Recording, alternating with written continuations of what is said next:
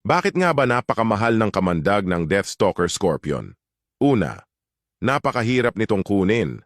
Ang bawat scorpion ay naglalabas lamang ng 2 milligrams ng kamandag sa bawat milking. Kaya, upang makabuo ng 1 galon ng kamandag, kailangan mong mag-milk in ang alakdan ng 2.64 million na beses. Isipin mo na lang ang hirap at tagal ng proseso.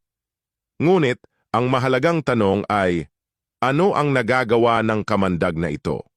Ang kamandag ng Deathstalker ay naglalaman ng chlorotoxins na nagagamit upang tukuyin at gamutin ang mga cancer cells, partikular na sa utak at spine.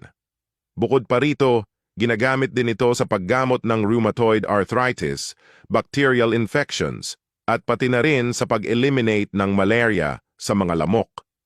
Ang kakaibang komposisyon ng kamandag ay naglalaman ng mga compound na maaaring tumarget sa mga specific cells nang hindi sinasaktan ang mga healthy cells na nagbibigay ng malaking pag-asa sa medisina.